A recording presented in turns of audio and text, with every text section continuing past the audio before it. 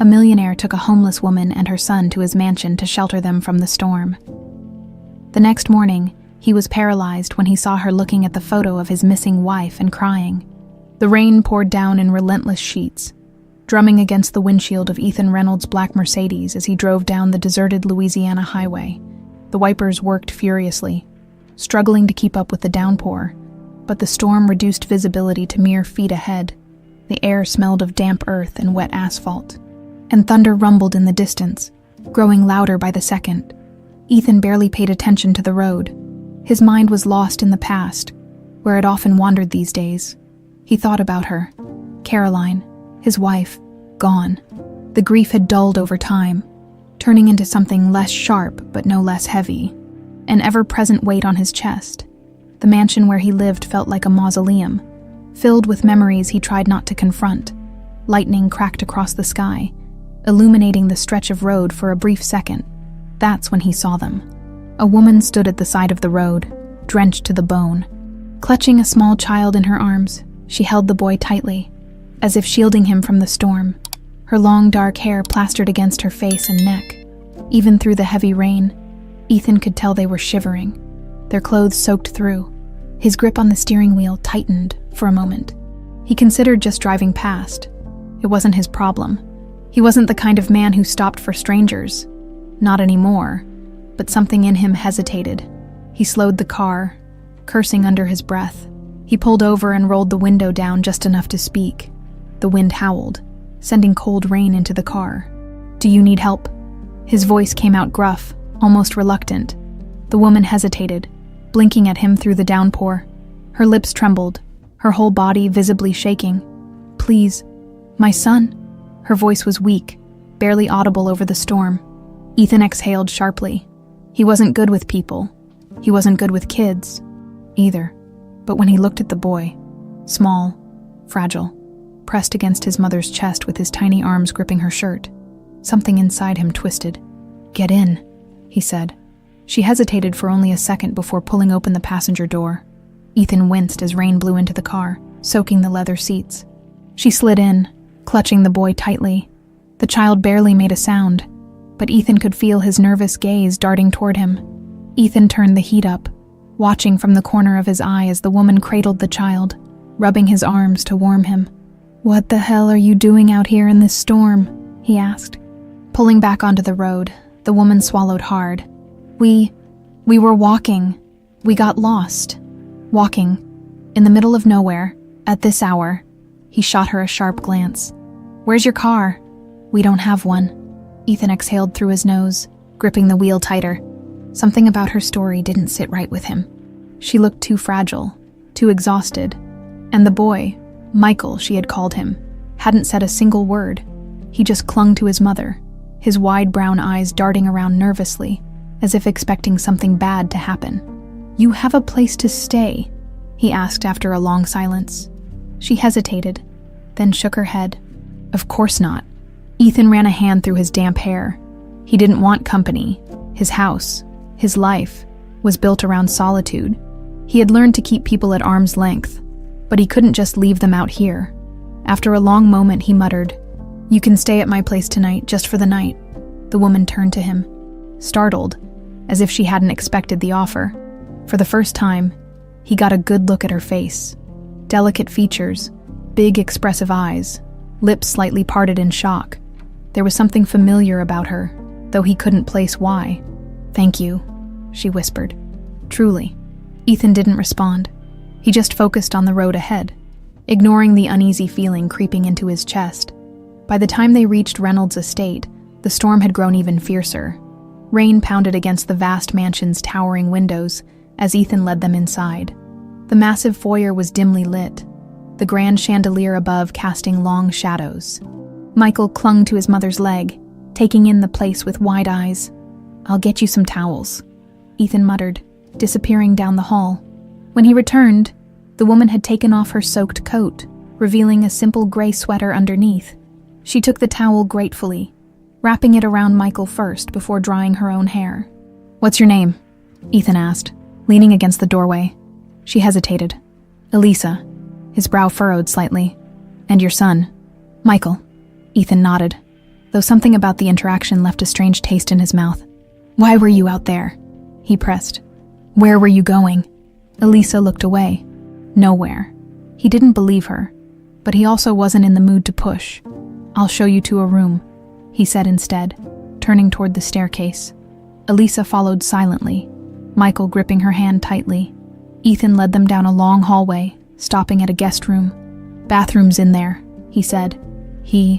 Gesturing. "There are extra blankets in the closet. Get some rest." She nodded. "Thank you, Mr. Reynolds." His gaze flickered toward her at the sound of his name, but he didn't comment. Instead, he gave a curt nod and walked away, retreating to his own room. Yet sleep didn't come easily that night. Somewhere deep inside, he knew this woman and her child weren't just lost strangers. Something about them didn't add up, and before long, he was going to find out why. Ethan awoke before dawn, the restless hum of his thoughts refusing to let him sleep. The storm had passed, leaving behind a thick, eerie mist that clung to the estate grounds. He sat on the edge of his bed, rubbing a hand over his face. Something about last night refused to settle in his mind. Elisa and Michael. The woman's eyes haunted him. There was something behind them, a weight, a sadness that felt too deep for someone so young. And the boy, he hadn't spoken a single word since stepping into the car. His silence unnerved Ethan more than he cared to admit. Shaking off the feeling, he threw on a shirt and made his way downstairs. The grand house was as quiet as ever, but this time, it wasn't empty. A muffled sound came from the living room. Frowning, Ethan followed the noise, stepping into the dimly lit room. His breath caught mid-step. Elisa stood in front of the fireplace, her back to him. In her hands, she held a photo frame, one he hadn't seen in years, a portrait of Caroline. His chest tightened, the sight of it bringing back a flood of memories he had buried long ago. He stepped forward, clearing his throat. Elisa flinched. She turned her head slightly as if waking from a trance, her fingers trembling around the frame. Ethan folded his arms. "Couldn't sleep." She hesitated before shaking her head. "Michael woke up early. He's still in bed, but I came down to get some water." Her voice was thin, distracted. Her gaze never left the photograph. Ethan sighed, walking past her toward the liquor cabinet. He poured himself a small glass of bourbon, even though it was too early for it. He took a sip before speaking. "That was my wife," he said finally, nodding toward the picture. Elisa's grip on the frame tightened. Then, in a voice so low he barely heard it, she whispered, "Mom, is that you?" The room went silent. Ethan's entire body went rigid. He turned slowly, his heart hammering. "What did you say?" Elisa blinked rapidly, her breathing unsteady.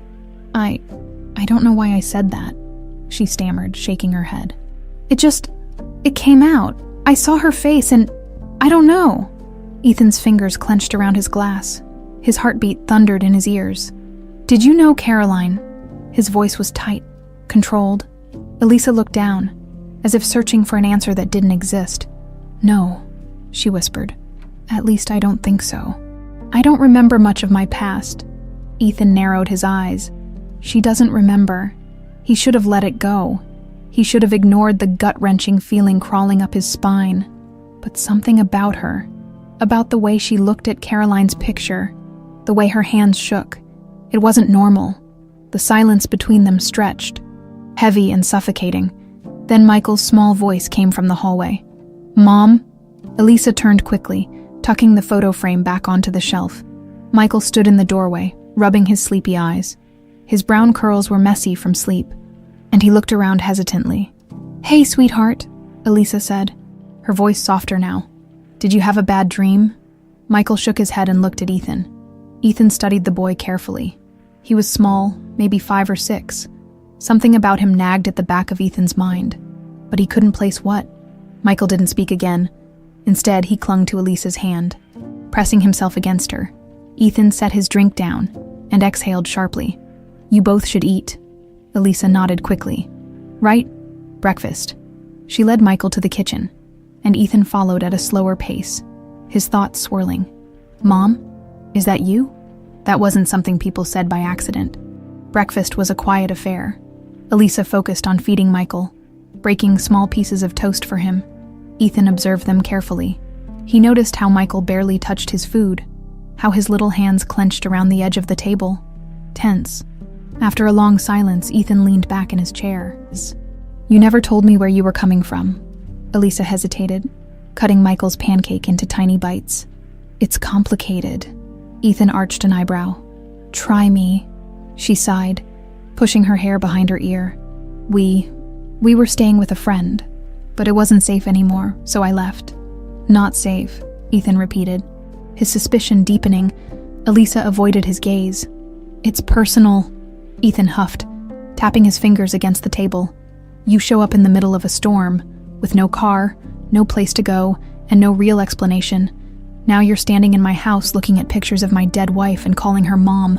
His voice was sharp, edged with something dangerously close to hope, a hope he refused to acknowledge. Elisa swallowed hard. "I don't know why I said that," she admitted. Sometimes I remember things that don't make sense, pieces of something, but then they're gone again." Ethan felt his pulse quicken.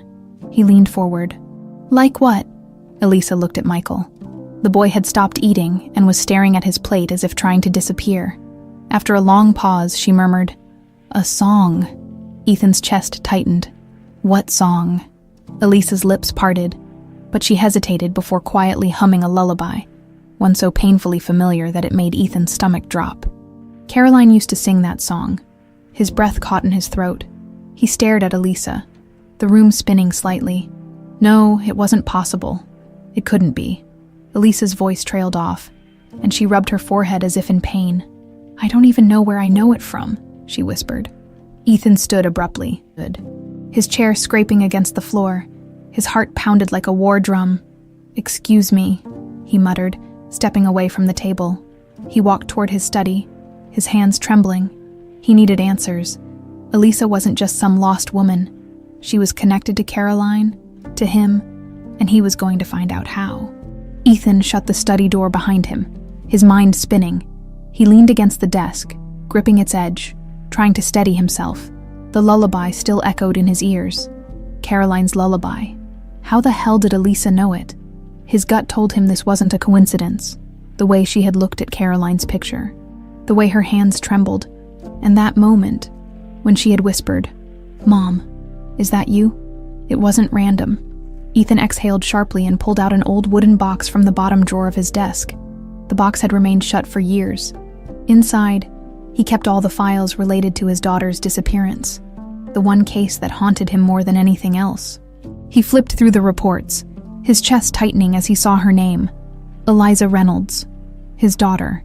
She had been kidnapped 20 years ago, ripped away from Caroline in a moment of horror that neither of them ever recovered from. The police had launched an investigation, but as time passed, the leads dried up. Eventually, they declared her dead. Caroline had never accepted it. Ethan had tried to move on. He had buried his grief, buried his pain.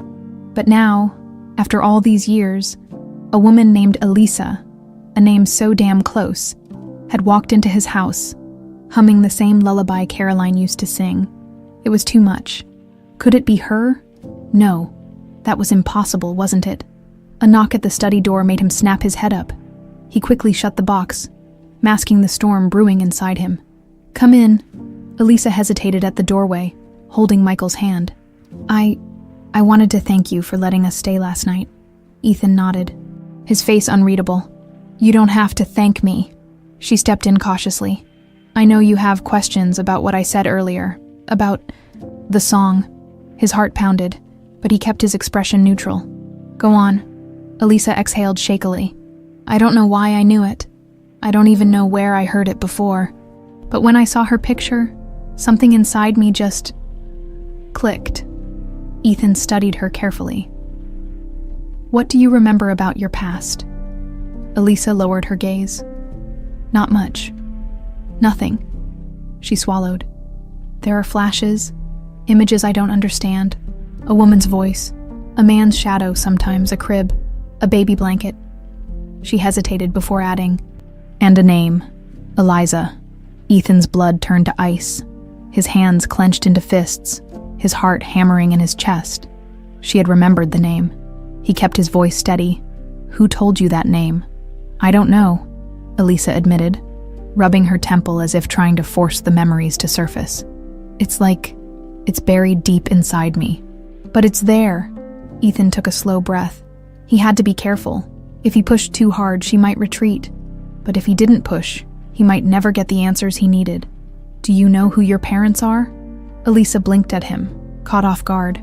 No, she admitted. I grew up in foster care. I don't remember my real family. Ethan inhaled sharply. Foster care. Had she been taken and placed in the system under a false identity? He felt his pulse quicken. Elisa, if you had the chance to find out where you really came from, would you want to know? She hesitated, holding Michael's small hand tightly. I don't know, she admitted. Part of me is scared of what I'll find. Ethan understood that fear all too well, but he needed the truth. That night, Ethan couldn't sleep. He sat in his study, staring at the photo of Caroline holding their baby girl, the last picture they had before she was taken. His instincts screamed at him. Elisa wasn't just some lost woman. She was connected to him. He needed proof. Grabbing his phone, he dialed a number he hadn't used in years. It rang twice before a gruff voice answered. Didn't expect to hear from you, Reynolds. I need a DNA test, Ethan said without preamble. Discreet, urgent. There was a pause on the other end. Whose DNA? A woman, Ethan said, his throat dry. And mine. The voice on the other end let out a low whistle. You think you found something, don't you? Ethan's jaw tightened. I don't think I need to know. Fine. Get me the samples. I'll take care of the rest. Ethan ended the call and sat back, running a hand through his hair. If Elisa was really his daughter, everything was about to change. The next morning, Ethan found Elisa sitting on the back porch, watching the sunrise. She looked lost in thought, her arms wrapped around herself. He stepped beside her. Mind if I sit? She shook her head. It's your house. He studied her face. The more he looked, the harder it was to deny it. The shape of her jaw, the way her eyes mirrored Caroline's. Do you ever think about what your life could have been? He asked. Elisa glanced at him, startled. All the time, Ethan exhaled. I think I might have a way to get some answers if you're willing, she frowned. What do you mean? There's a way to find out who you are, where you came from. He hesitated before adding, who your real family is. Elisa stiffened. You think I'm not who I say I am. I think there's more to your story than you realize. She stared at him, something flickering in her eyes. Fear, hope, confusion. And what if I don't like the truth? She whispered. Ethan held her gaze. Then at least you'll know. A long silence stretched between them. Finally, Elisa nodded slowly. Okay, she said, voice barely above a whisper. I want to know. Ethan exhaled, tension coiling inside him. He was about to prove what his heart already suspected. And when he did, when the truth finally came out, nothing would ever be the same. Ethan paced his study, fingers drumming anxiously against the wooden desk. The air was thick with tension, his thoughts an unrelenting storm. The DNA test was in motion, but the results wouldn't come back for a few days. Until then, he had to wait, and Ethan Reynolds hated waiting. The thought that Elisa could be his daughter gnawed at him. It wasn't just a possibility. It was a real, tangible chance. The way she had looked at Caroline's picture, the lullaby, the name. It was all too much to be a coincidence, but there was one thing that didn't add up. Where had she been all these years? If Elisa was his daughter, someone had taken her and made sure she never found her way back. Someone had erased her past, and Ethan wanted to know who. Elisa sat on the front porch, watching Michael chase butterflies in the morning sun. He still wasn't speaking much, but he was laughing, and that was a small victory. Her heart ached as she watched him. She wanted to give him a good life, a safe life. But how could she do that when she didn't even know where she truly came from? Ethan's offer from the night before still rang in her ears. There's a way to find out who you are, who your real family is. She had never let herself hope before. The idea of having a real family, of being wanted, was something she had long buried. But now, for the first time in her life, it felt possible. But with hope came fear, because what if the truth was worse than the unknown? She sighed. Rubbing her temples, Lost in thought, she didn't hear Ethan approach until he was standing beside her. "I was thinking," he said, clearing his throat. "Maybe I can help you remember more." Elisa looked up at him. "How?" "There's someone you should meet," Ethan said. "Someone who might be able to trigger some memories." Elisa hesitated. "Who?" Ethan hesitated too. He hadn't spoken to this man in years. "Dr. Alan Bennett. He's a psychiatrist. He used to work with Caroline after we lost Eliza." Elisa swallowed. "You think he can help me?" "I think it's worth a try." She stared at him for a long moment. Then, slowly, she nodded. Later that afternoon, Ethan drove them into town. The tension in the car was thick, neither of them speaking. Michael sat quietly in the back seat, staring out the window. Dr. Alan Bennett's office was in an old brick building near the town square. The moment they stepped inside, the air shifted. The walls were lined with books, the scent of aged paper and coffee filling the space. Alan Bennett was older now, his once dark hair graying at the temples. He stood when Ethan entered, surprise flashing across his face. "Ethan Reynolds," he said, his voice warm but cautious. "It's been a long time." Ethan gave a curt nod. "Alan." The doctor's gaze shifted to Elisa, his expression immediately softening. "And you must be Elisa." She fidgeted slightly. "Yes." Alan gestured for them to sit. "Ethan told me a little about what's going on. You're looking for pieces of your past." Elisa nodded hesitantly. I don't remember much, but there are flashes, a song, a name." Alan studied her thoughtfully. "Memory loss can be tricky, especially if there was trauma involved." Elisa stiffened at the word. Ethan's jaw clenched. Trauma, of course. There had been trauma. Alan leaned forward. "I want to try something with you, Elisa. It's called guided recall. I'll ask you some questions, and I want you to just say whatever comes to mind, even if it doesn't make sense." Elisa hesitated, but then nodded. "Okay." Alan's voice softened. "Close your eyes." She did. "Now, I want you to imagine yourself as a little girl," Alan said gently. "You're safe. You're in a house.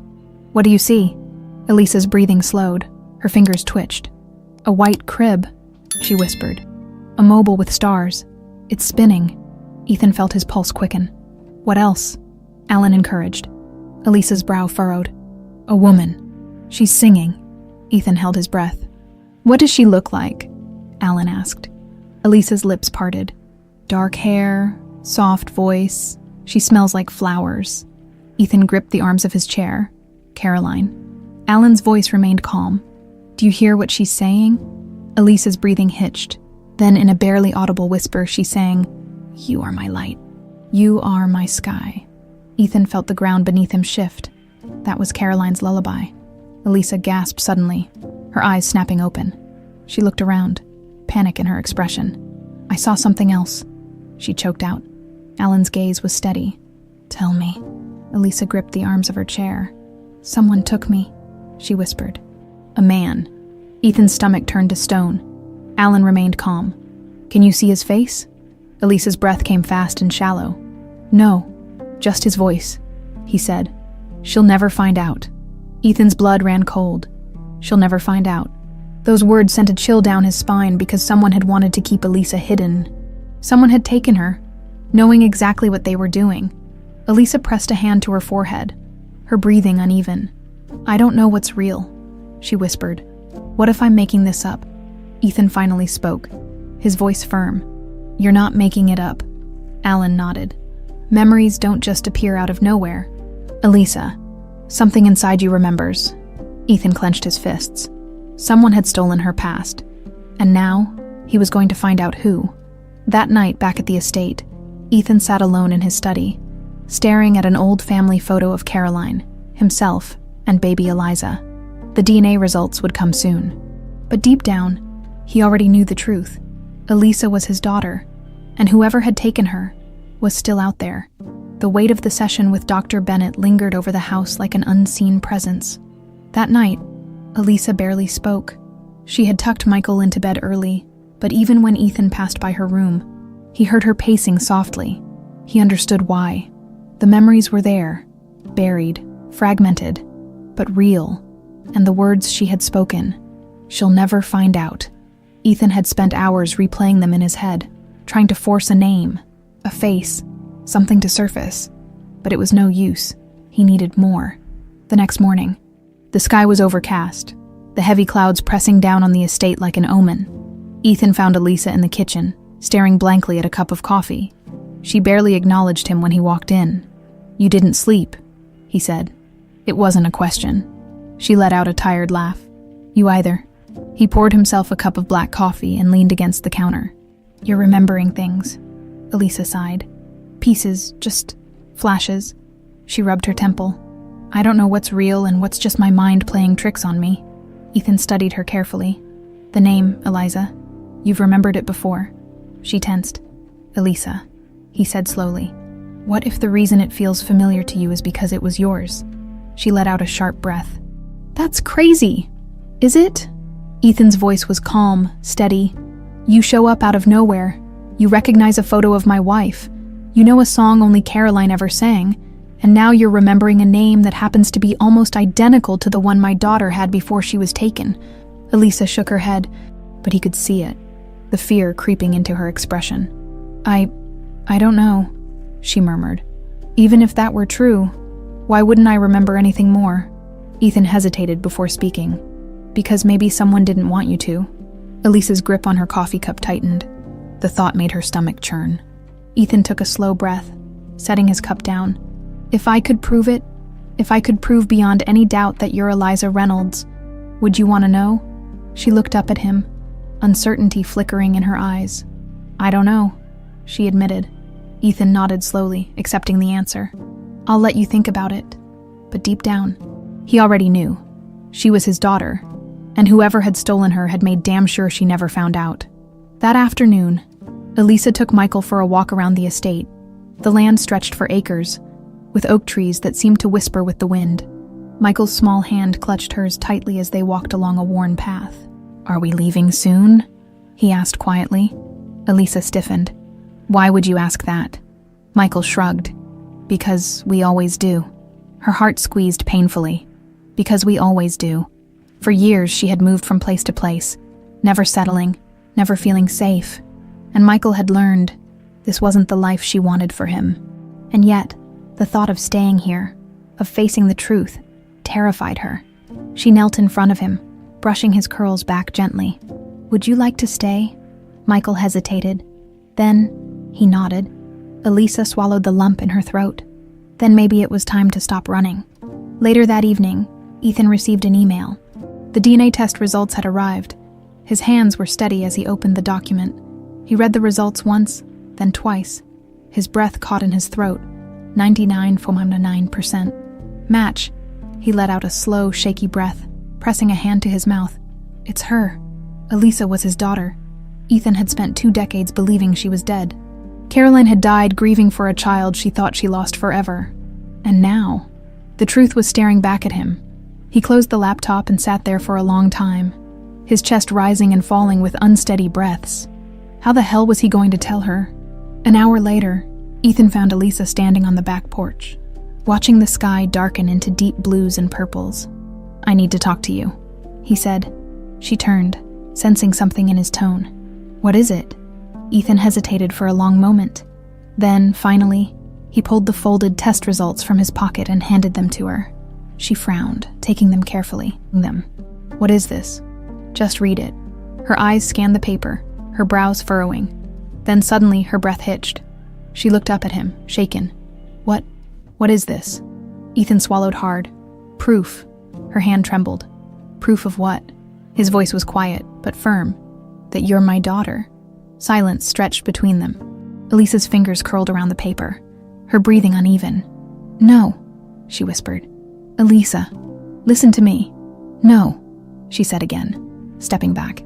"That's not possible." "It is," Ethan insisted. "You are Eliza Reynolds, my daughter. You were taken when you were a baby." Her whole body was trembling now. "No," she whispered, shaking her head. "That's a mistake. I don't remember any of that." Ethan's chest tightened. "Because someone didn't want you to." Elisa's breath came in short gasps. The truth was too much, too fast. "I need to think," she said, her voice almost pleading. Ethan didn't stop her as she turned and hurried inside. He watched her go, his heart pounding.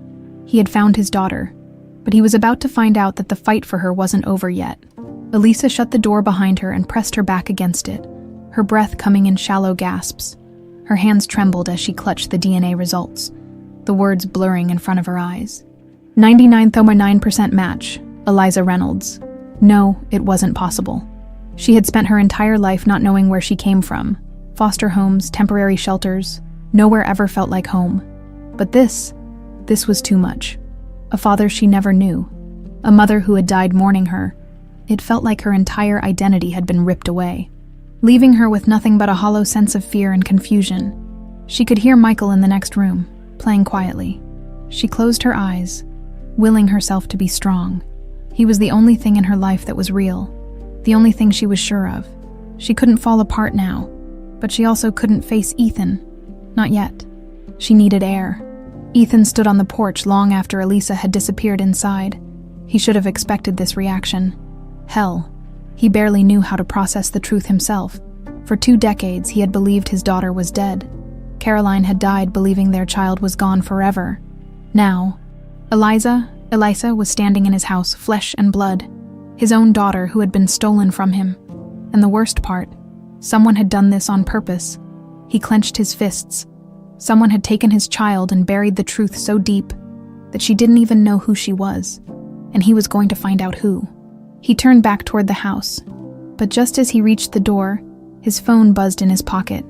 Pulling it out, he frowned at the unknown number. He answered cautiously. Reynolds. There was a pause, then a voice, low, smooth, and laced with amusement. Well, looks like you finally found her. Ethan's entire body went rigid. Who the hell was this? Who is this? He demanded, his voice sharp. A chuckle. Come on, Ethan. You already know. The voice sent a chill down his spine. Something familiar about it. Something oily and calculated. Ethan's jaw clenched. What do you want? The man on the other end sighed. I think the real question is, what are you going to do now that you know? Ethan's stomach twisted. This man knew Elisa's identity, which meant, you're the one who took her. A beat of silence, then another low chuckle. Not exactly, but I was there. And I can tell you one thing, Ethan. You weren't supposed to find her. Ethan's grip on the phone tightened. Where the hell has she been all these years? Another chuckle. This one colder. Now, where's the fun in just telling you, but I will say this. You're digging into something that a lot of people would rather keep buried. Ethan's blood ran cold. Who are you working for? A sharp inhale on the other end. You asked too many questions, old man. And then, just before the line clicked dead, the man's voice dropped to a whisper. Be careful, Ethan. You might not like what you find. The call ended. Ethan stood frozen, the phone still pressed against his ear, his heart pounding violently in his chest. Someone didn't want him to know the truth, which only meant one thing. He had to find it. Elisa wandered through the backyard, her arms crossed against the cool night air. The weight of the truth was suffocating. She didn't know how to process it, didn't know how to accept it. If Ethan was really her father, then what did that mean for her life, her past, her future? She leaned against an old oak tree, staring up at the sky, willing her thoughts to stop racing. Footsteps crunched against the grass behind her. She turned, startled, and found Ethan standing there, his face unreadable. I thought you might be out here, he said. Elisa swallowed hard. I needed some space. Ethan nodded slowly. I get it. Silence stretched between them. Then, finally, Ethan sighed. I know this is a lot, Elisa, and I don't expect you to accept it overnight, but I need you to know something. She hesitated. What? His gaze was steady. I'm not going to stop looking for answers. A lump formed in her throat. Ethan, someone took you from me, he continued, his voice low but firm. Someone wanted you gone, and if you're afraid of finding out why, I get it, but I can't let this go. Elisa looked away. And what if I don't want to know? Ethan was silent for a moment. Then he said, Then I'll carry that burden for you. Her chest tightened painfully. A part of her wanted to let him, wanted to walk away, let him handle the past while she focused on Michael, on their future. But another part of her, the part that had spent years wondering, couldn't shake the feeling that she needed to know too. Finally, she took a shaky breath. "I don't know if I'm ready for this," she admitted. Ethan nodded. "That's okay." Another pause. Then, softly, he added, "You don't have to be ready. You just have to trust me." Elisa swallowed hard. Trust. She had never trusted anyone before, but maybe, just maybe, it was time to start. Later that night, Ethan sat in his study, staring at the old family photo of Caroline and baby Eliza. His phone was still on the desk, the call from earlier replaying in his head. You weren't supposed to find her. Whoever was behind this had covered their tracks well, but they had made one mistake. They had underestimated him. Ethan Reynolds had lost too much in this life, and now that he had found his daughter, there was nothing that would stop him from uncovering the truth. Ethan barely slept that night. He sat in his study for hours, the phone call replaying in his head like a haunting echo. You weren't supposed to find her. That voice, laced with amusement yet dripping with warning, made his blood boil. Someone had taken his daughter, erased her past, and built a life around a lie. And now, they wanted him to walk away. But that wasn't going to happen. Not now. Not ever. By dawn, Ethan had already made up his mind. He needed to know who was behind this. Elisa woke up with a dull ache in her chest. As if the weight of yesterday still pressed against her ribs, she moved quietly through the house, not wanting to wake Michael. Her thoughts were a mess, tangled between past and present, truth and fear. She still didn't know what to do with the knowledge that Ethan was her father. What did that even mean? Could she just wake up and suddenly feel like someone's daughter? As she stepped into the hallway, she spotted Ethan standing near the staircase, phone in hand, his expression grim. She hesitated. "You're up early." He glanced at her, pocketing his phone. "Didn't sleep much." Elisa crossed her arms, asked her. "Thinking about the test results," Ethan exhaled. "Thinking about the people who took you." She stiffened. He studied her for a long moment before speaking again. "I got a call last night. Someone knew about the test." Her breath caught. "What?" Ethan nodded. "Someone's been watching. Someone who doesn't want the truth coming out." A chill ran down her spine. "That doesn't make sense. Why would someone care?" Ethan's jaw tightened. "That's what I'm going to find out." Elisa looked away, her hands clenching. "I don't know if I want to know." Ethan hesitated before answering, his voice softer this time. "I understand." But she wasn't sure he did, because while Ethan wanted to dig into the past, Elisa had spent her whole life trying to escape it. Later that morning, Ethan made a call to the only person he knew who could get him answers. His old private investigator, Marcus Graves. Graves had worked for him years ago. Back when Caroline was still alive, he had dug into Eliza's disappearance when the police stopped caring.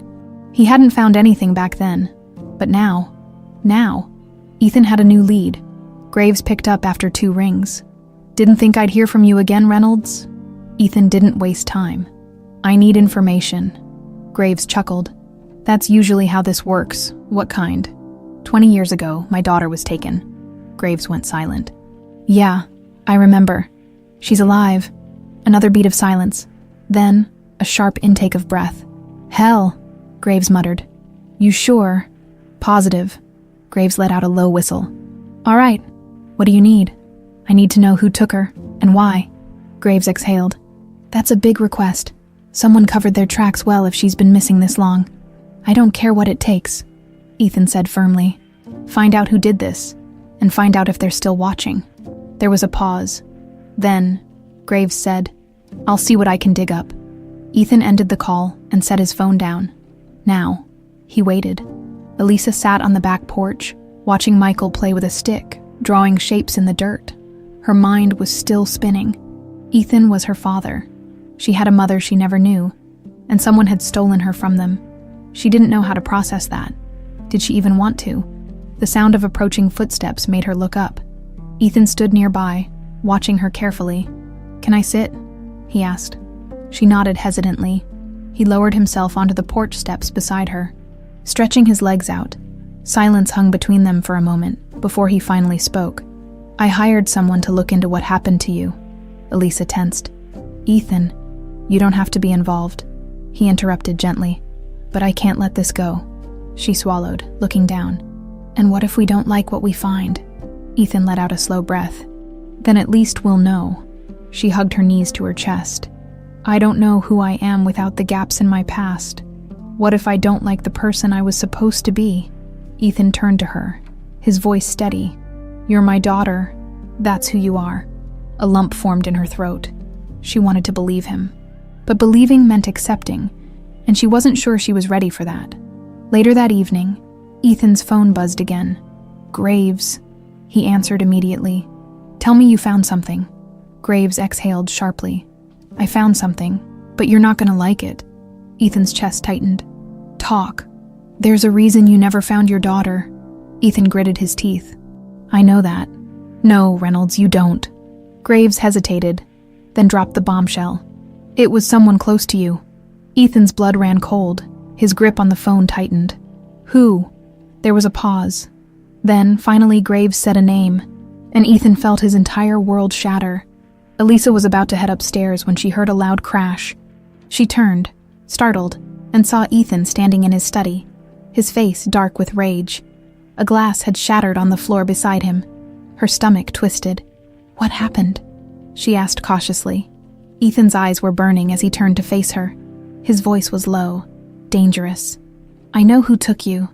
Elisa's breath caught. Ethan took a slow step forward, his hands clenched into fists. It was my brother-in-law, Andrew. Ethan's words hung in the air like a loaded gun, their weight pressing down on the room with suffocating intensity. Elisa's heart pounded. Andrew. She swallowed hard, her pulse thrumming in her ears. What did you just say? Ethan clenched his jaw. Andrew took you.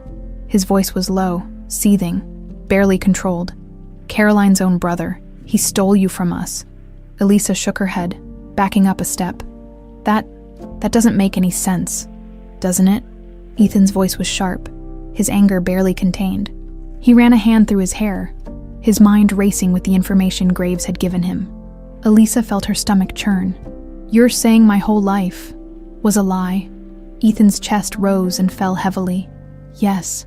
The walls around her seemed to close in. The air felt too thick, too heavy. She pressed a hand to her forehead.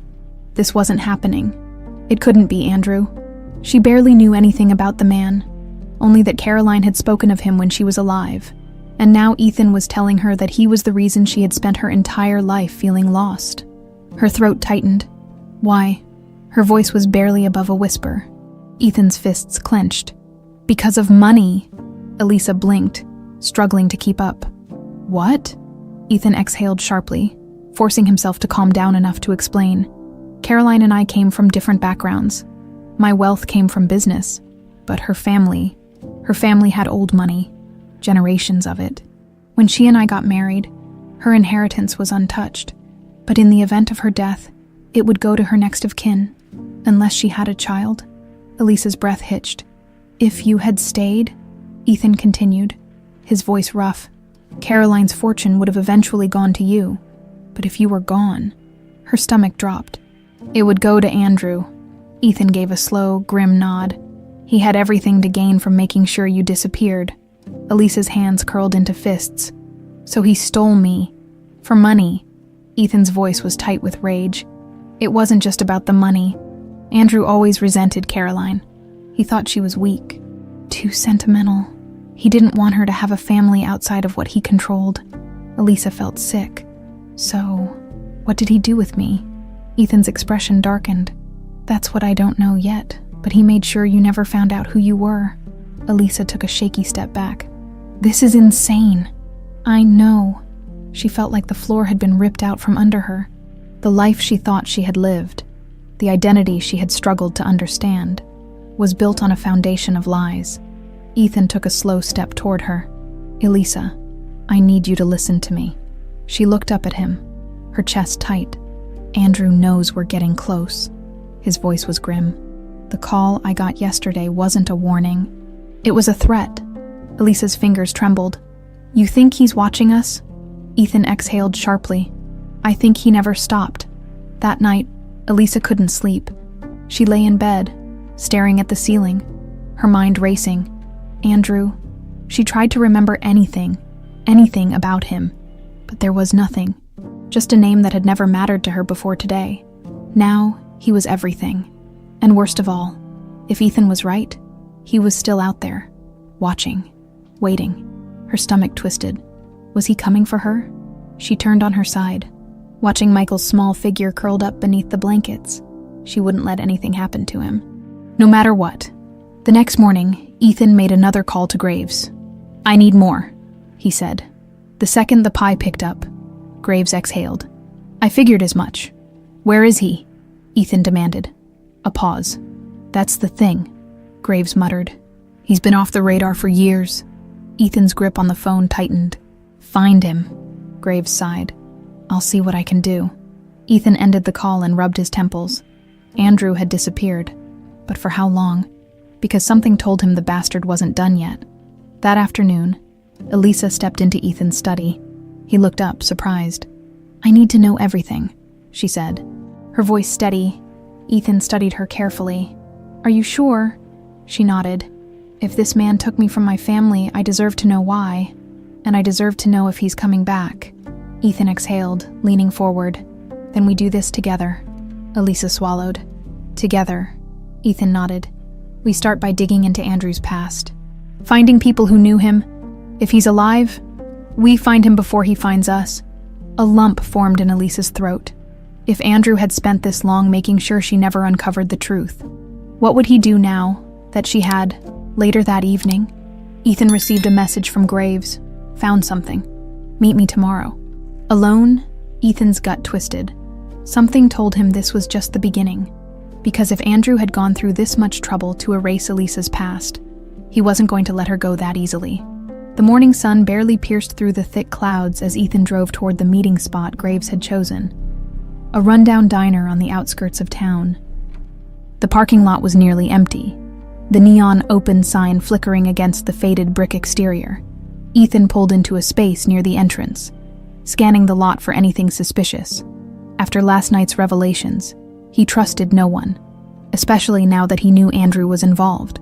Inside, the scent of burnt coffee and fried bacon filled the air. A waitress wiped down the counter while a trucker nursed a half-eaten plate of eggs. Graves sat at a corner booth, his posture relaxed, but his sharp eyes flicked up the moment Ethan stepped inside. Ethan slid into the seat across from him. "You look like hell," Graves muttered, stirring his coffee lazily. Ethan wasn't in the mood for small talk. "What did you find?" Graves took a slow sip, then slid a manila folder across the table. Ethan flipped it open. Inside were documents, old reports, and photographs. At the top, a grainy image of Andrew from 20 years ago, dressed in a sharp suit, standing in front of a private jet. Beneath it, another photo, this one recent, Andrew Moreau, alive. Ethan's fingers tightened around the edge of the folder. His heart pounded. After all these years, the bastard was still out there. "Where was this taken?" he asked, his voice controlled but seething beneath the surface. Graves exhaled. 3 weeks ago, Mexico. The guy's been on the move for years, but he's careful, never stays in one place too long." Ethan clenched his jaw. "He's still running." "Yeah, but it's more than that," Graves said, leaning in. "He's not just hiding. He's got money, connections, the kind that don't just disappear overnight." Ethan's grip on the folder tightened. "Then we find him." Graves studied him for a moment. "Reynolds, I need you to listen to me. Andrew Moreau isn't just some guy who stole a kid for money. This goes deeper than you think." Ethan narrowed his eyes. "Explain?" Graves hesitated before speaking again. "He didn't act alone. There were people helping him, people with power. They made sure no one ever came looking for your daughter. They buried every lead, erased records, paid people to forget." Ethan's stomach twisted. "They wanted her gone," Graves continued. "And now that she's back, they won't just let it go." Ethan's entire body went rigid. This wasn't just about revenge. It was about survival. Elisa was a threat to someone, and whoever had kept her hidden for all these years. They weren't done yet. When Ethan returned to the estate, his mind was racing. Elisa was sitting on the back porch, Michael playing quietly beside her. She looked up when Ethan approached, noting the tension in his posture. "You found something," she said, more a statement than a question. Ethan hesitated before nodding. "Andrew is alive. Elisa's fingers tensed around her mug. Where? Mexico. He's been on the move, but he's out there. She inhaled sharply, glancing at Michael before turning back to Ethan. So what now? Ethan sat beside her, lowering his voice. Now we figure out how to bring him in. But there's something else, Elisa. She stiffened. What? Ethan's gaze was steady. He didn't do this alone. Elisa felt her stomach drop. What do you mean? Ethan hesitated. There were people helping him. People who wanted you gone. Her chest tightened. Who? Ethan shook his head. I don't know yet, but we'll find out. Elisa swallowed, trying to process it all. The idea that someone, more than just Andrew, had orchestrated her disappearance made her feel small, helpless, and she hated it. But she refused to be a victim. She looked at Ethan, her jaw tightening. I want to help. Ethan frowned. Elisa? No. She cut him off. This is my life, my past. If someone tried to erase me, I want to know why. Ethan studied her, seeing the determination in her eyes. Finally, he nodded. All right. That night, Ethan sat in his study. Staring at Andrew's most recent photo, he had spent years believing his daughter was dead. Now, the man responsible for taking her was out there, walking free.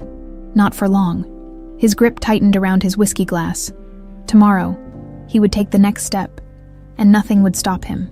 The next morning, before the sun had fully risen, Ethan was back on the phone with Graves. Any updates? Graves sighed on the other end.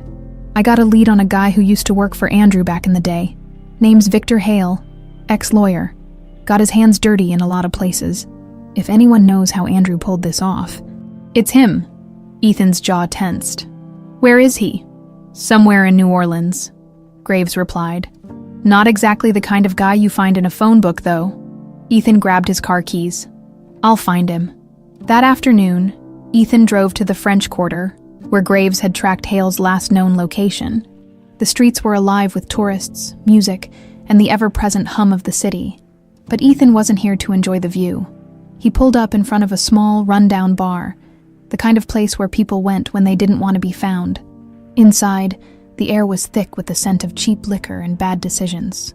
A few men sat at the bar, and in the farthest booth, a man in his 60s nursed a drink, his salt and pepper beard unkempt. Ethan walked up to him, his presence commanding. Victor Hale. The man stiffened, his fingers tightening around his glass. Who's asking? Ethan leaned in. The man whose daughter was stolen 20 years ago. Hale went pale. Ethan sat across from him, his eyes cold. You're going to tell me everything you know about Andrew Moreau. The older man swallowed hard, his hands shaking slightly. I don't know what you're talking about. Ethan's voice was low, dangerous. You're going to talk, Hale. Because if you don't, he leaned in closer. I'll make sure you regret it. Hale's breath hitched. He glanced around the bar, as if searching for a way out. But there wasn't one. Not anymore. Victor Hale's fingers trembled as he set his drink down, his eyes darting around the dimly lit bar as if expecting someone to come to his rescue. But there was no escape. Not from Ethan Reynolds. Ethan leaned forward, his piercing gaze locking onto the older man. Let's not waste time, Hale. We both know you worked for Andrew Moreau. Hale swallowed hard, his Adam's apple bobbing. I don't... Ethan's voice dropped, deadly quiet. Don't lie to me. The tension in the booth was suffocating. Hale exhaled shakily, rubbing a hand over his face. I haven't seen Moreau in years. That's not what I asked, Ethan said, his patience razor thin. I asked what you know. Hale hesitated, then sighed. Fine, yeah, I worked for him, a long time ago. He looked down at his glass. But if you think I had anything to do with... Ethan cut him off. Where is he now? Hale chuckled darkly. You don't just find Andrew Moreau. If he doesn't want to be found, he won't be. Ethan's jaw tightened. I don't need your excuses. I need answers. Hale sighed again, reaching into his pocket. Ethan tensed slightly, but the man only pulled out a crumpled napkin and a pen. He scrawled something onto the napkin, then slid it across the table. Ethan glanced at it. An address. What's this? Hale's voice dropped lower. It's a safe house. One of Andrew's old ones. He might not be there now, but he used it recently. Ethan folded the napkin and tucked it into his pocket. And why are you telling me this? Hale let out a bitter laugh. Because I know what kind of man he is, and I know what he's capable of. His expression turned grim. If you're going after him, Reynolds, be careful. Ethan's eyes were cold. I'm not afraid of Andrew Moreau. Hale shook his head. You should be. Ethan stood up, his hands resting on the table. One last thing. Hale hesitated. What? Ethan's voice was lethal. Who helped him take my daughter? Hale's face paled. He looked around the bar again, as if the walls had ears. Finally, he whispered, the Moreaus weren't the only ones involved. Ethan's entire body tensed. Who else? Hale hesitated, then shook his head. I've said enough. Ethan slammed his fist against the table, making Hale jump. Tell me who? Hale swallowed hard. If I tell you that, I'm as good as dead. Ethan leaned in, his voice dark. You're already a dead man if you don't. Hale's face twisted in conflict. He opened his mouth, then froze. His eyes widened in horror. Ethan barely had time to react before Hale's body jerked violently forward, a thin red line appearing at his throat. The bar erupted into chaos. Hale clutched his neck, gasping for air as blood spilled over his hands. His body convulsed, then went limp. A gunshot rang out, shattering a glass behind Ethan's head. Sniper. Ethan didn't hesitate. He dove for cover, his mind racing. Someone had just silenced Hale, someone who didn't want him talking. He cursed under his breath. They knew he was here, shoving the napkin into his pocket. Ethan rushed out the back door, staying low. A second gunshot barely missed him, hitting the brick wall inches from his head. They were watching. They had always been watching. Back at the estate, Elisa paced in the living room, her nerves frayed. She had barely spoken all morning, her mind replaying Ethan's words from the night before. Andrew isn't working alone. The thought made her stomach churn. How many people had helped take her? How many people had made sure she never found out the truth? Michael sat on the couch, playing with a small wooden truck, oblivious to his mother's distress. Elisa exhaled shakily, forcing herself to stay calm. For him. But deep down, fear gnawed at her. She had spent years running, never knowing why. Now, the truth was coming out, and it was more terrifying than she ever imagined. A sudden noise made her jump, tires screeching outside. She turned sharply toward the window, her pulse racing. Seconds later, the front door flew open, and Ethan stormed inside, his face grim. Elisa, pack a bag, he ordered. She frowned. What?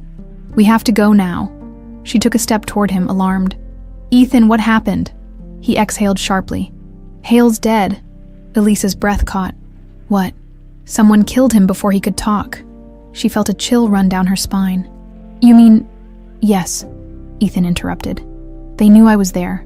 They're watching us. Elisa felt her knees go weak. Michael looked up, sensing the tension. Mom? Elisa turned to him, forcing a smile despite the fear gripping her chest. It's okay, sweetheart. But it wasn't okay. Nothing was. She turned back to Ethan. Where are we going? Ethan's jaw tightened. I have an address. One of Andrew's old safe houses. Elisa hesitated. You think he's there? I don't know, Ethan admitted. But it's our only lead. Elisa swallowed hard. And if this is a trap, Ethan's voice was cold, then we walk straight into it. An hour later, they were on the road. Ethan drove with a sharp focus, his knuckles white against the steering wheel.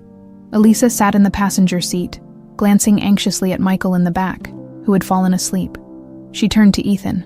What if we're making a mistake? Ethan's gaze didn't waver from the road. The only mistake was letting Andrew get away the first time. Elisa looked down at her hands, her mind a whirlwind of fear and uncertainty. For the first time in her life, she wasn't just running from something. She was running toward it, toward the past, toward the truth. And deep down, she knew, once they found it, nothing would ever be the same. The highway stretched endlessly before them, winding through Louisiana's back roads. The atmosphere inside the car was heavy, thick with tension. Neither Ethan nor Elisa could shake. Michael, oblivious to the weight of the moment, slept soundly in the back seat, his small hands curled into fists. Elisa's gaze drifted to Ethan, his fingers tight on the steering wheel, his jaw clenched in quiet rage. She had seen him angry before, but this was different. This was personal. She swallowed hard. Ethan, He didn't look at her. His focus locked on the road ahead. What? She hesitated. Are we doing the right thing? His grip on the wheel tightened. There's no right thing anymore, Elisa. There's only what needs to be done. She exhaled. She paused, searching for the right words. I spent my whole life not knowing who I was. I told myself I didn't care, that it didn't matter. But now, Ethan's eyes flicked toward her just for a second. Now it does. She nodded. I want answers, Ethan, but I don't want to lose myself trying to find them. Ethan's expression softened slightly. You won't. Elisa wished she could believe that. They reached the safe house just after sundown. The cabin was old, tucked deep in the woods, barely visible from the road. The air was thick with humidity, the sounds of the forest humming in the background. Ethan killed the engine and scanned the area, instincts on high alert. Elisa shifted uncomfortably in her seat. Are you sure this is it? Ethan nodded. Hale said Andrew used it before if he's been here recently. We'll find something. Michael stirred in the back seat, rubbing his eyes. Mom. Elisa turned, giving him a reassuring smile. It's okay, sweetheart. We're just stopping for a bit. Ethan pulled his gun from the glove compartment, checking the chamber. Elisa stiffened at the sight. He caught her reaction and sighed. We don't know what we're walking into. She swallowed but nodded. I get it.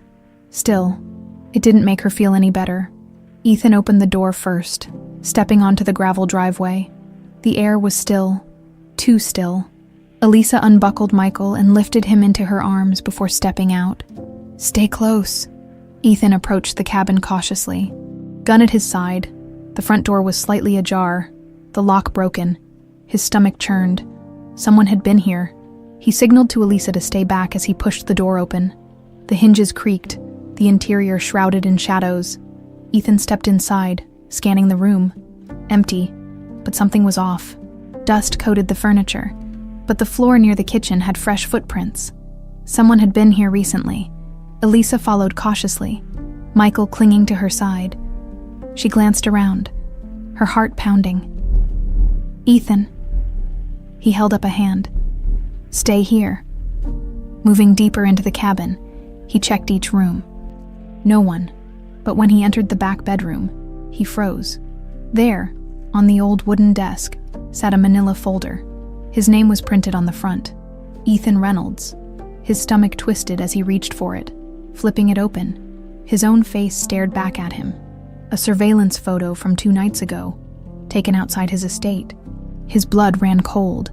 They weren't just watching, they were waiting. Back in the living room, Elisa paced, trying to keep her breathing steady. The cabin felt wrong. Something about it sent shivers down her spine. Michael clung to her hand. Mom, I don't like it here. She squeezed his fingers. I know. Baby, we won't stay long. Ethan reappeared, his expression dark. He held up the folder. We have a problem. Elisa's stomach dropped. What is that? Ethan exhaled sharply. They've been watching us. Watching me.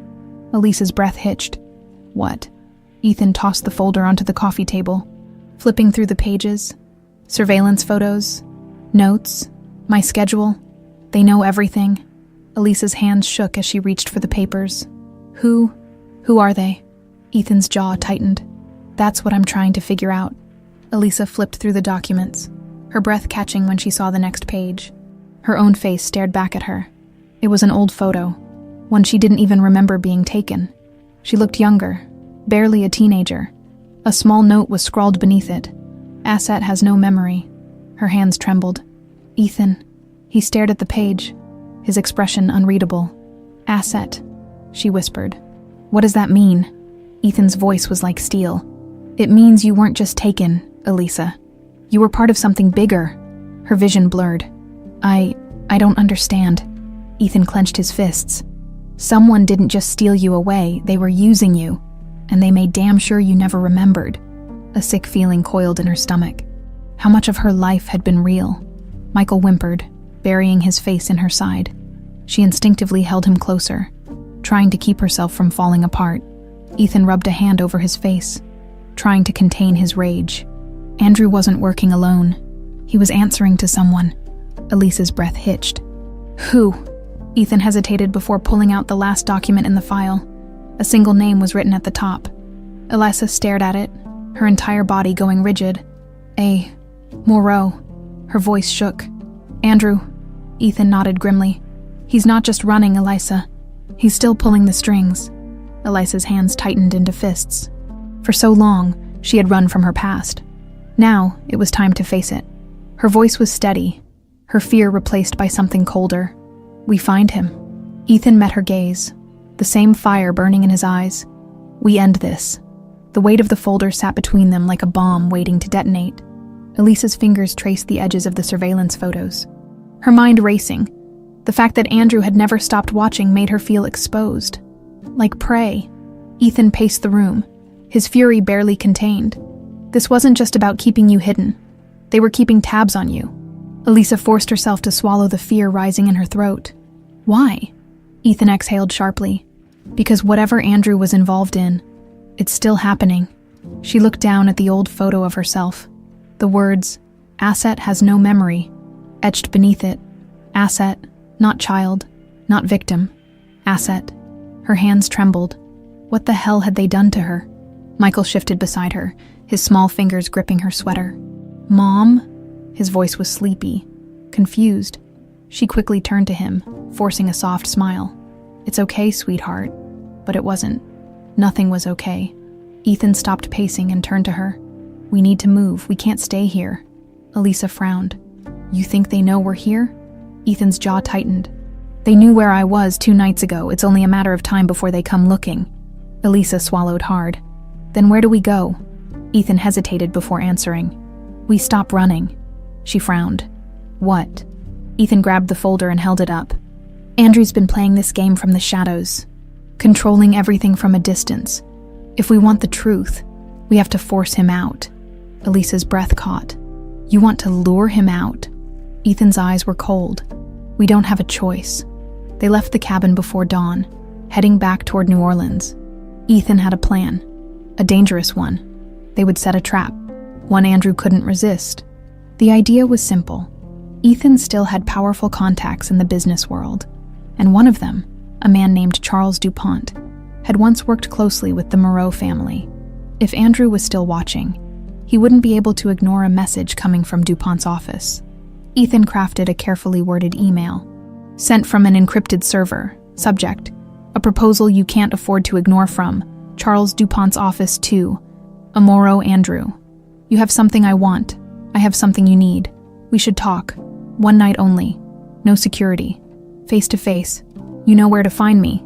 The message was vague enough not to expose them, but specific enough to trigger curiosity. Now, all they had to do was wait. Elisa sat in Ethan's study, her fingers gripping the armrest of the chair. What if this backfires? Ethan leaned against the desk, arms crossed. Then we adapt. She exhaled, shaking her head. And what if he doesn't show? Ethan's eyes darkened. He will. She studied him carefully. You sound sure? Ethan's jaw tightened. Andrew's biggest weakness has always been his ego.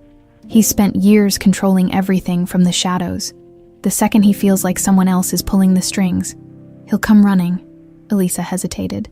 And what happens when he does? Ethan didn't answer right away. When he did, his voice was lethal. We end this. They chose a neutral ground, a high-end hotel bar in the city, public enough to prevent immediate violence, private enough for a real conversation. Ethan arrived first, scanning the dimly lit space. A few business types lingered at the bar, murmuring over expensive cocktails. Soft jazz hummed in the background, masking the tension in his chest. Elisa sat at a table in the corner, dressed in dark jeans and a fitted jacket, looking calm despite the storm inside her. She wasn't just here to listen. She was here to face the man who had stolen her life. The waiting was the hardest part. Every second felt stretched thin, the anticipation buzzing in the air. Then, the door opened, and Andrew Moreau walked in.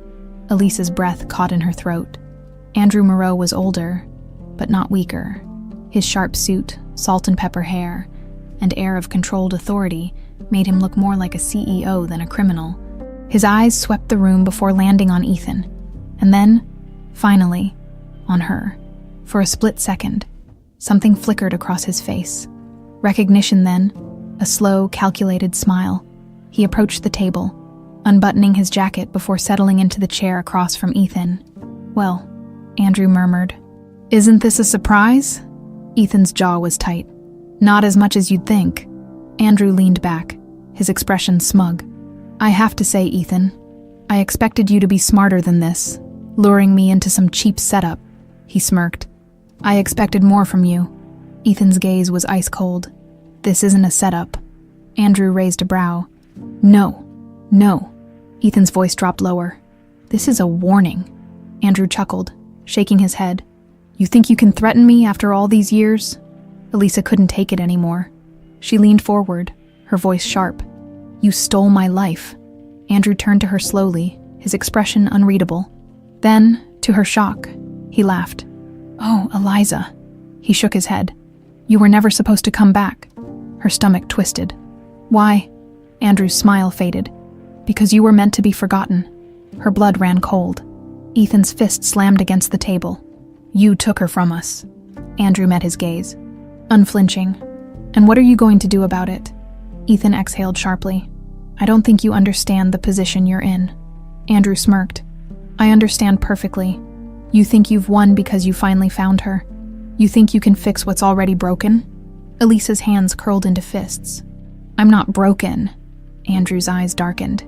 "Then let me tell you something, dear niece." Ethan cut him off. "Don't call her that." Andrew ignored him, his gaze locked on Elisa. "There are things about your past you don't remember. And if I were you, I'd leave them buried." Elisa's breath caught. Ethan's entire body tensed. Andrew's smirk returned. "Walk away now, and you'll never have to know the truth." Elisa's heart pounded. "And if I don't?" Andrew's voice was quiet, deadly. "Then you'll wish you had." Elisa's breath felt trapped in her chest. The air in the hotel bar was thick, pressing against her like an invisible weight. Andrew's words echoed in her mind. "Then you'll wish you had." She clenched her fists under the table, refusing to show weakness. This was the man who had stolen her from her family, the man who had orchestrated her erasure. And now, he sat across from her, taunting her with a truth he knew she desperately wanted. Ethan's patience snapped first. "Cut the theatrics, Andrew. You've had 20 years to control the story. That ends today." Andrew smirked, swirling the whiskey in his glass. "You always were so dramatic, Ethan. It's exhausting, really." He sighed, feigning boredom. "Fine. You want the truth? Here it is." He leaned forward, lowering his voice. "Eliza was never supposed to exist." Elisa's heart pounded. "What?" Andrew's smirk didn't fade. Caroline was weak, sentimental. She wanted a child, but she didn't understand the weight of the name she carried. The Moreau family wasn't built on love and fairy tales, dear girl. It was built on power. "And you," he chuckled darkly, "you were a complication." Ethan's fists clenched. "She was a child, Andrew, my daughter." Andrew's eyes flicked to him. "And that's exactly why she had to disappear." Elisa felt a sickening chill creep up her spine. "What do you mean?" Andrew exhaled, as if debating whether to indulge them. Then he smiled, a cruel, knowing smile. Caroline never knew the truth about her own family. She thought she was just an heiress to an old money dynasty. He shook his head. But the Moreaus weren't just wealthy. They were connected. Powerful men, powerful deals, and powerful enemies. Ethan's jaw tightened. "Get to the point." Andrew's eyes gleamed. "Eliza wasn't just a threat to me, Ethan. She was a liability to everyone. A child born into the wrong hands, carrying a name that made her a target. If I hadn't taken her, someone else would have, and they wouldn't have been so gentle." Elisa's stomach churned. "You expect me to believe that you took me to protect me?" Andrew shrugged. "Believe what you want, but the fact that you're sitting here today proves I made the right decision." Ethan's voice was pure steel. "You didn't save her, Andrew. You stole her." Andrew's smirk didn't waver. "I gave her a different life. A simpler one. One where she wasn't hunted like a prize to be claimed." Elisa's breath caught. "Who wanted me dead?" Andrew chuckled. "Oh, sweetheart, everyone." The word sent a shiver down her spine. Ethan slammed his hands against the table. "Enough of the games, who was after her?" Andrew sighed. sipping his drink slowly before answering. By the time Eliza was born, the Moros had made too many enemies. A few dangerous people wanted leverage over Caroline. Others wanted revenge, taking the child of a Moreau. That would have been the ultimate move. Elisa swallowed hard. But I wasn't just a Moreau. Andrew nodded. Exactly. You were a Reynolds too, and your father, well, his smirk widened. Let's just say Ethan had his own enemies. Ethan's jaw clenched. He knew what Andrew was implying. His business dealings, his power, the moves he had made in the corporate world. There were plenty of people who would have loved to see him suffer. Andrew tilted his head. Think about it. You were both young, reckless. Caroline wanted a happy little life with you, but she didn't understand the storm brewing around her. Elisa's voice was tight. So you took me. Andrew met her gaze, unblinking. I removed a problem before it became one. She felt her whole body shake with rage. I was a baby. Andrew didn't blink. Yes, and that's why I chose to keep you alive. Ethan's patience snapped. He grabbed Andrew by the front of his suit, yanking him across the table. You don't get to justify what you did, he growled, voice low and lethal. You stole my daughter.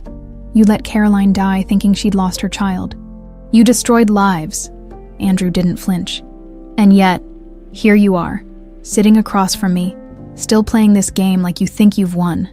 Ethan's hands trembled with the effort to hold back his fury. He wanted to break Andrew's face, to end him. But killing Andrew wouldn't bring back the years he had lost. Wouldn't bring back Caroline. Wouldn't erase the damage done.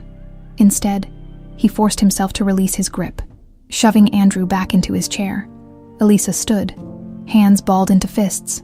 Where do we go from here? Andrew adjusted his suit, watching her with interest. That depends. Elisa's voice was steady. On what? Andrew's smirk returned. On whether you really want to remember. Elisa's heart pounded. What does that mean? Andrew leaned forward. There are things locked away in your mind, things you don't remember, and if you keep digging, you might not like what you find. Her stomach twisted. Memories. Had someone done something to her? Andrew watched her reaction with amusement. Walk away now, and you can live the rest of your life without knowing.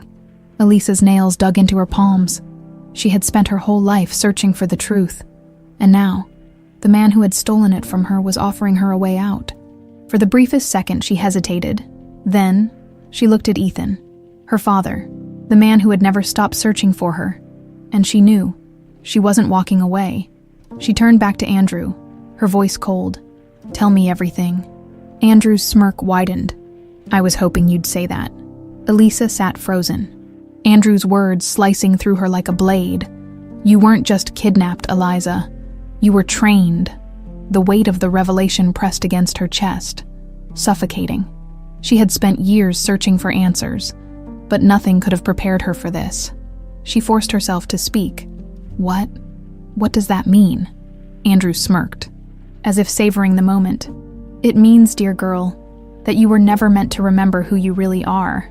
Ethan slammed his fist on the table. Enough with the games, Andrew. Tell us everything. Andrew chuckled, shaking his head. Oh, Ethan, always so impatient. He leaned forward, his voice dropping to a near whisper. Your daughter wasn't just taken, she was reprogrammed. Elisa's breath hitched. Ethan's face darkened.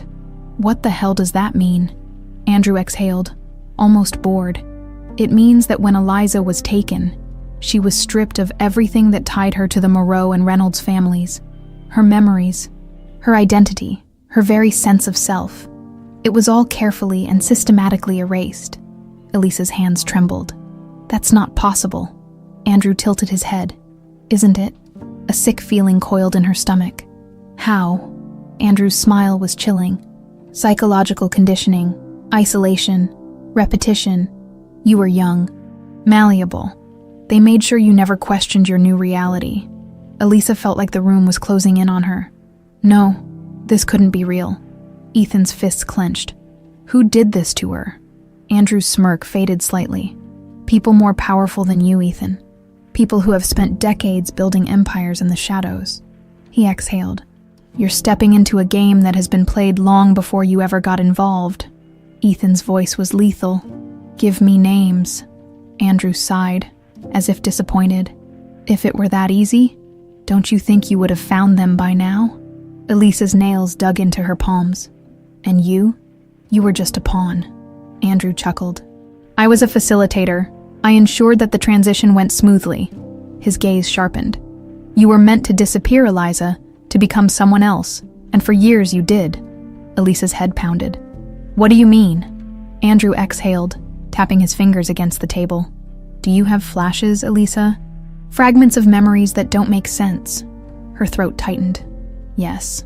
She had spent her whole life plagued by moments that felt like déjà vu, images and voices that vanished before she could grasp them. Andrew's smirk widened. That's because they didn't take everything. They couldn't. There are parts of you that resisted, that held on despite their best efforts. Elisa's breath came in shallow gasps. Why? Andrew's eyes darkened. Because you were never supposed to exist. The words sent a cold shiver down her spine. Ethan's patience snapped. He reached across the table, grabbing Andrew by the collar. You don't get to talk about her like that. Andrew didn't flinch. And yet, here we are. Elisa swallowed the lump in her throat. What aren't you telling me?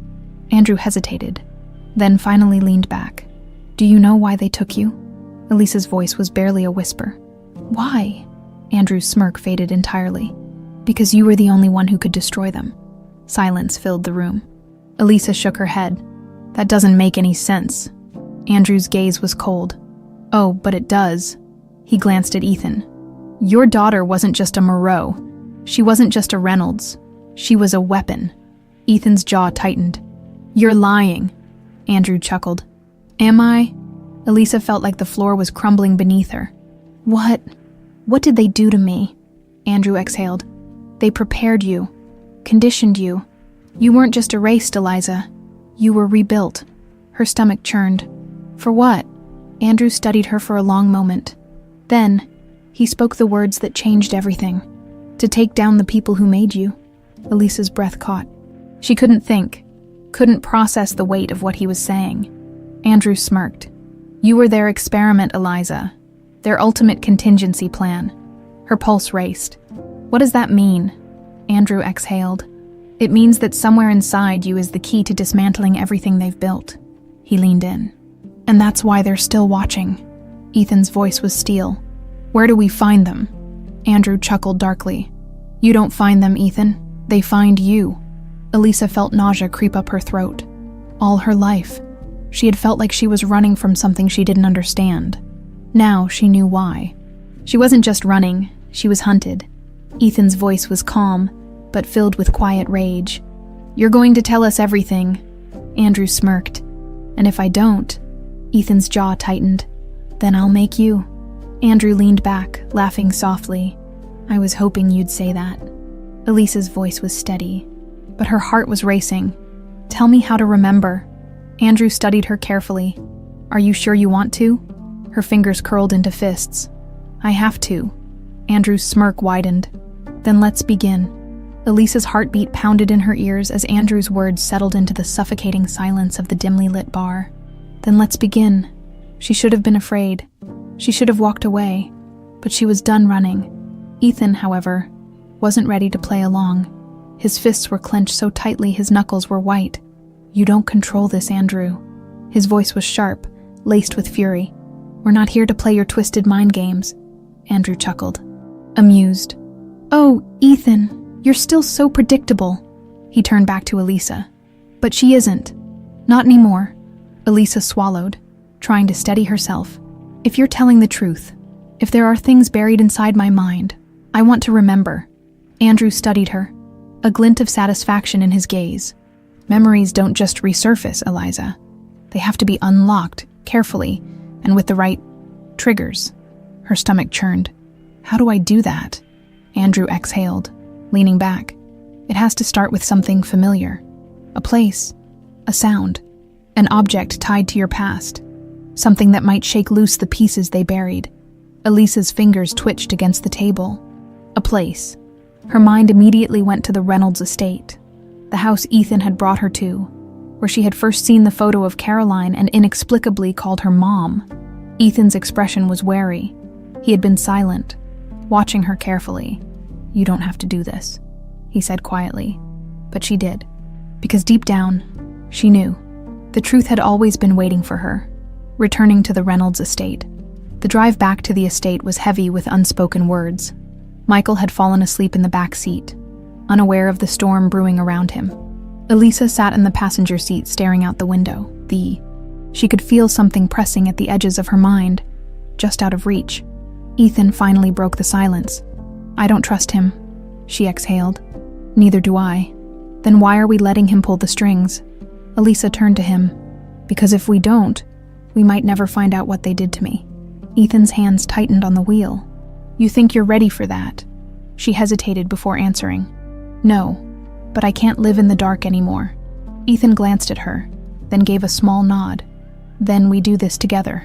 She forced a tight smile. Together, by the time they reached the estate, the sky was a deep, endless black. The house stood tall and imposing, its history pressing against Elisa like a phantom. Andrew's car pulled in behind them, and he stepped out casually, looking far too comfortable for someone who had just admitted to destroying her life. Ethan shot him a glare. "You set one foot out of line, and I'll make sure you don't take another." Andrew smirked. "Noted." Elisa ignored them both and stepped toward the front door. The moment she crossed the threshold, something shifted. The air inside the house felt heavier, different. Memories flickered at the edges of her consciousness, shadows of a past she didn't know if she wanted to reclaim. She walked slowly, her fingertips trailing along the wooden staircase railing. Something about it felt familiar in a way she couldn't explain. Andrew's voice was smug behind her. "It's starting, isn't it?" She turned sharply. "Shut up." He raised his hands in mock surrender. "Just observing." Ethan watched her carefully. "Elisa." She took a deep breath. "I need to go upstairs." Elisa pushed open the door to one of the upstairs bedrooms.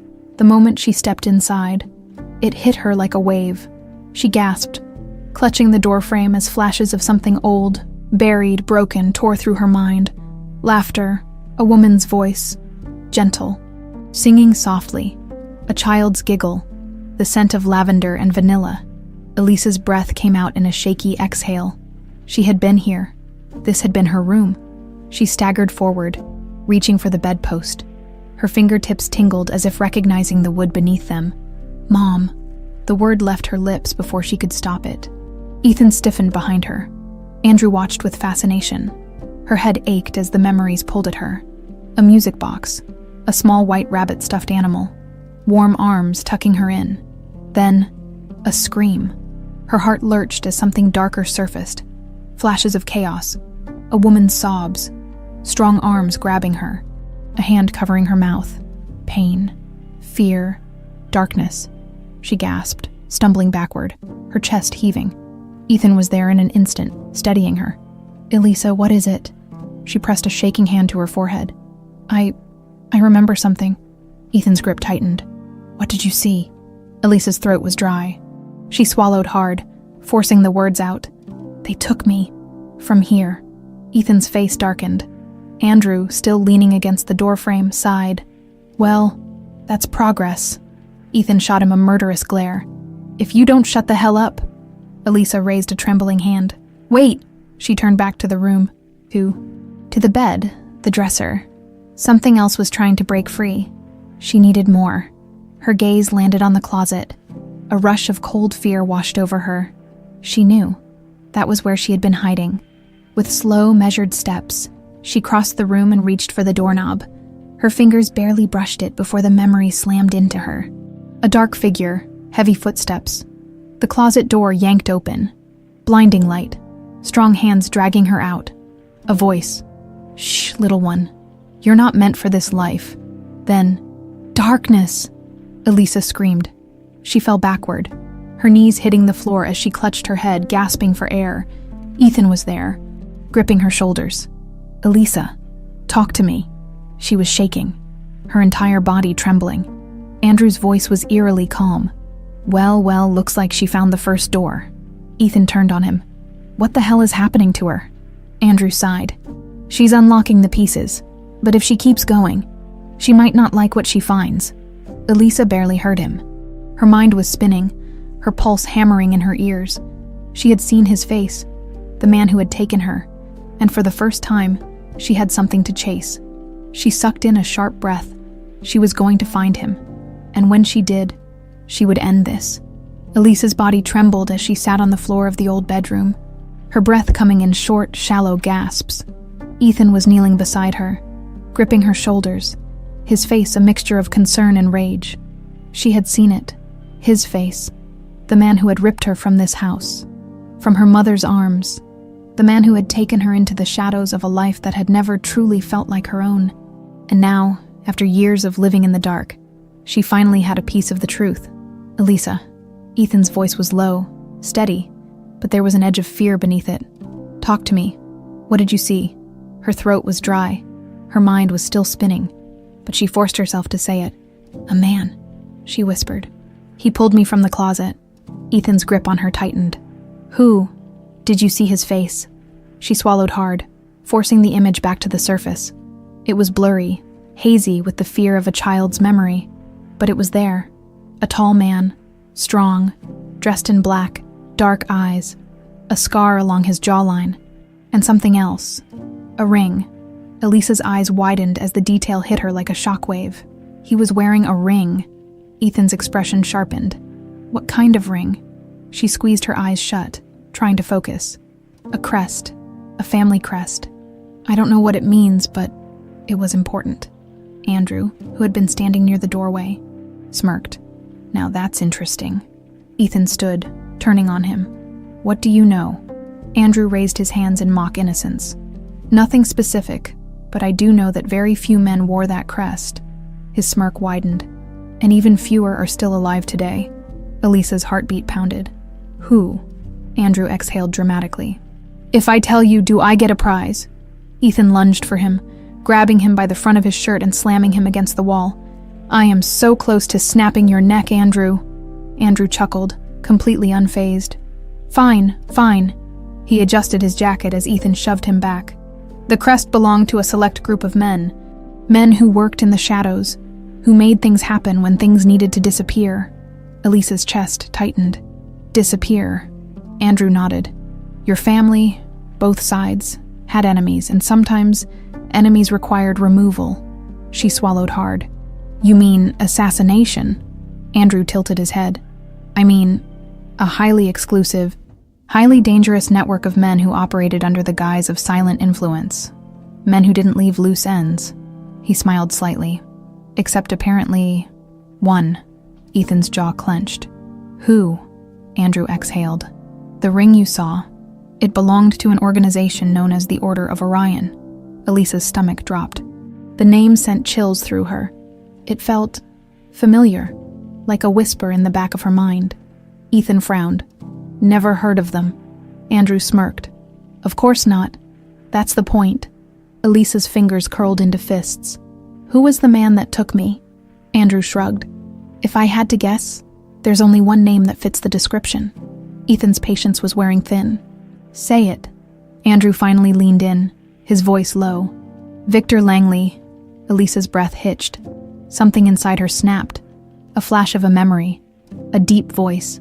A cold hand on her shoulder. The sound of boots on a marble floor. She knew that name. And suddenly, everything inside her burned with one singular purpose. Find him, hunting a ghost. Ethan wasted no time. As soon as Andrew said the name, he pulled out his phone and dialed Graves. The investigator picked up almost immediately. Tell me you have something. I have a name, Ethan said. Victor Langley. Find him. There was a pause. Then, Graves exhaled sharply. Jesus, you just kicked the hornet's nest. Ethan's grip on the phone tightened. You know who he is. I've heard the name, Graves admitted. And trust me, Reynolds, if this is the guy who took your daughter, he's not someone you want to find. Elisa took the phone from Ethan's hand, her voice cold. I don't care what he is, find him. Another pause, then Graves sighed. I'll see what I can do.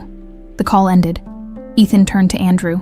If Langley is part of this so-called order, how do we get to him? Andrew smirked. Oh, Ethan, you're already playing the game. The second you said his name out loud. He knew. Elisa's stomach twisted. What do you mean? Andrew leaned against the wall. Men like Langley don't just vanish. They watch. They listen. And when someone starts looking for them, They make sure they're the ones who get found first. A chill ran down Elisa's spine. Ethan clenched his jaw. Then let's make sure we're ready for him. The storm approaches for the next 2 days.